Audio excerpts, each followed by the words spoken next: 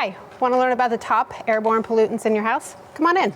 So first we're going to start in the kitchen. What are the airborne pollutants that often cause people trouble in the kitchen? First we have the garbage disposal. A lot of times when we're throwing food and waste into the garbage disposal, obviously it's going to create odors. Speaking of odors, speaking of garbage, you have your garbage can.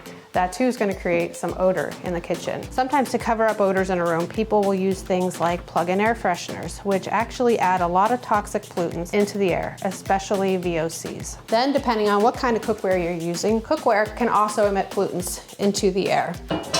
Especially when you turn on high heat, whatever the material is that's in the pan can then be emitted into the air. Gas stoves also. The combustion process can produce NO2 into the air, which is oftentimes very harmful to people with COPD, asthma, allergies. But by having an Austin air purifier in your kitchen, it's going to enable you to pull out a lot of those gases, those VOCs, even those odors that are problematic in the kitchen. That's it for the kitchen. Now let's go in the living room.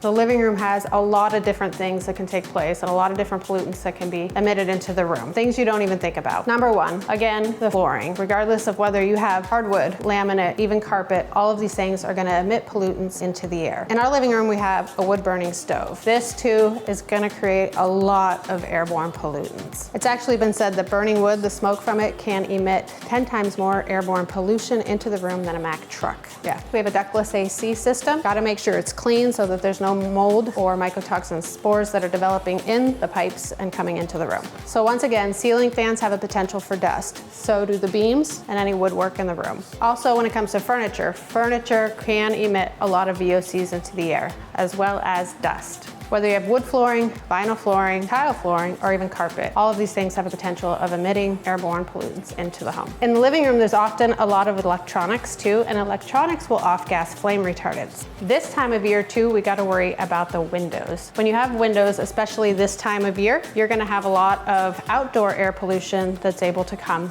indoors. For example, pollen, the trees that are blooming, the flowers that are blooming, these things can make their way indoors through the windows and cause a lot of people different symptoms for allergies. Other pollutants that can make their way indoors from outdoors are smoke from wildfires and chemicals from things like chemical disasters and fires from explosions. I also live in a very rural area. There is a potential for pesticides and other farming emissions, traffic emissions, things of that nature that can come indoors. And then we have pet dander.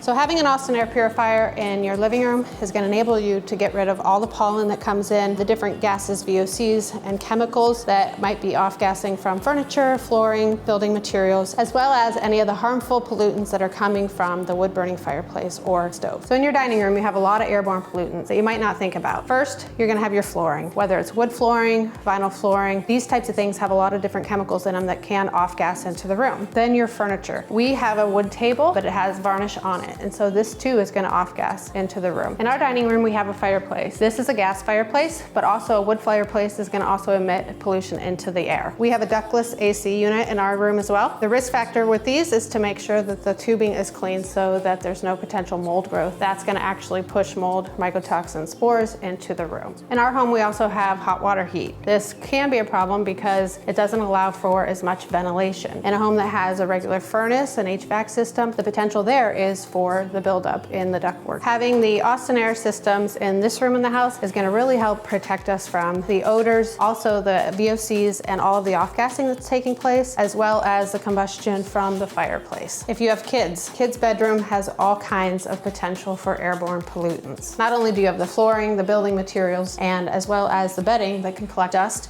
but you have all the things that kids do in the room that potentially contribute to airborne pollution, such as nail polish. Then there's markers, slime, putty, Play-Doh. Did I mention nail polish? And nail polish.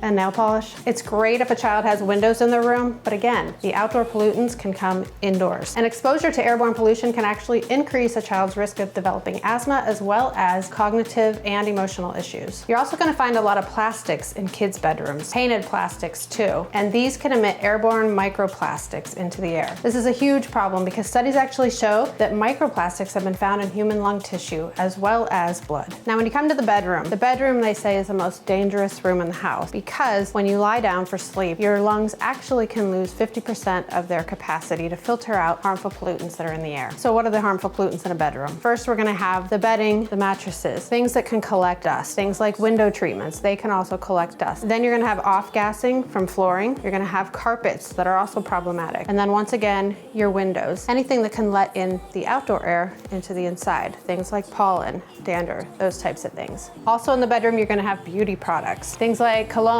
perfume, lotions, hairsprays, even scented candles. Anything with a fragrance can emit toxins into the air, unless they're scented with natural substances like essential oils. Again, electronics can off-gas flame retardants into the bedroom as well. And if you have a bathroom off your bedroom, the pollutants from the bathroom can also make their way into the room. So now we're in the bathroom. The bathroom obviously is gonna be odors. We're also gonna have humidity from the shower. If your bathroom isn't vented properly, or if there's water damage, you could have a mold problem. Having an Austin air purifier in the bathroom is gonna get rid of those odors. It's gonna help remove the mycotoxins from mold as well as the mold spores. Your building materials, your paint, your cabinetry, your flooring, again, those two can off-gas in the bathroom. Also in the bathroom, you're gonna have fumes from things like harsh cleaners. You probably don't think about your garage, but you spend a lot of time in the garage, at least if you're my husband. We've got 4 daughters. In the garage, there's woodworking, there's sawdust, there's paint, there's varnish, there's all kinds of fumes from the garage. Then if you're storing your lawn equipment, your mower, any type of gasoline that's in there, all of these things are collectively off-gassing into the room, negatively impacting